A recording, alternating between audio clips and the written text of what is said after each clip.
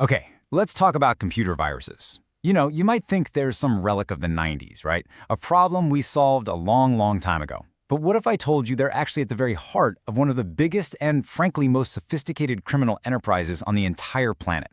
Today, we're going to break down this modern threat. So let's just start with a number that sounds, well, it sounds almost made up. $10.5 trillion. To give you some perspective, that's more than the combined GDP of Japan, Germany, and the UK. It's a truly unimaginable amount of money. So what on earth could possibly cost that much? Well, that right there, that's the projected annual cost of cybercrime. And this isn't some far-off problem. It is happening right now as we speak. And the digital engine that's driving this whole massive criminal enterprise? You guessed it, it's the modern computer virus in all of its new, evolved, and really dangerous forms. So, to really get our heads around how we ended up with a multi-trillion-dollar problem, we've got to go back to the basics. What exactly is a computer virus today in the modern world? At its core, a computer virus works a lot like a biological one. It can't really survive on its own. It needs a host, like a legitimate program or a document to latch onto. And this is the crucial part. It needs us to help it spread, usually by, clicking a link or opening a file we shouldn't have. Now, this is where a lot of people get confused, and that's totally fair. Not all malware is technically a virus. The real key difference is how they spread. A virus needs that host file we just talked about. A worm, on the other hand, is a standalone program that can just wriggle its way across the network all by itself. Pretty creepy. And then you've got a Trojan horse, which tricks you by pretending to be something harmless. Knowing the difference is for sure the first step in knowing your enemy. Okay, so we know what a virus is, but how does it actually go from being a single infected file to a full-blown system compromise? Let's break down the anatomy of an attack. Pretty much every virus follows a four-step life cycle. It all starts with dormancy. It's just hiding on your system, being patient, waiting. Then comes propagation, and this is where it quietly starts making copies of itself, spreading to other files. The trigger is what wakes it up. It could be a specific date on the calendar or a certain action you take. And finally, execution. This is the big one. This is when the virus delivers its payload and the real damage begins. And that damage can be absolutely devastating. We're talking about anything from deleting your family photos to stealing your bank login. A virus can slow your entire machine to a crawl or even use it as a sort of zombie computer to attack other people. But today, the most common goal, by far, is financial. Holding your data hostage with ransomware until you pay up. If you really want to understand the sheer scale of this fight, just look at this number. Security experts are detecting over 500,000 new pieces of malware every single day. This isn't a battle against a few known bad guys. It's a constant war against a threat that literally reinvents itself every 24 hours. And that really leads to the most crucial point of this whole explainer.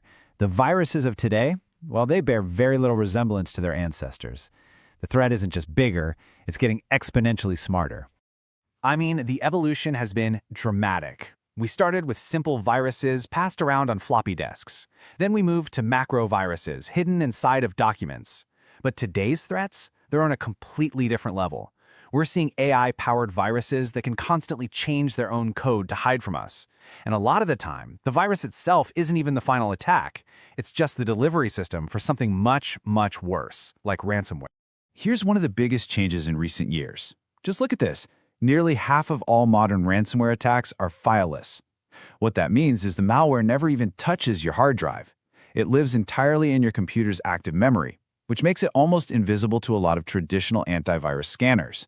And to make things even stealthier, attackers are using a technique called living off the land. It's clever, I'll give them that.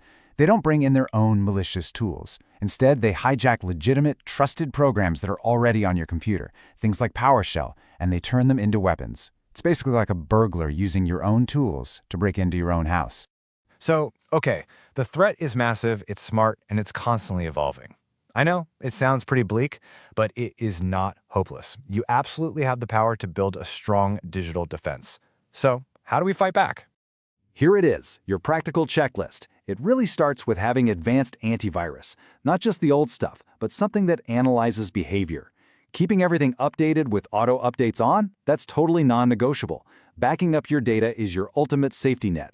And just as important is the human element, learning to spot those tricky phishing emails that are so often the front door for an attack. I really want to pause on this point for a second because it is so critical.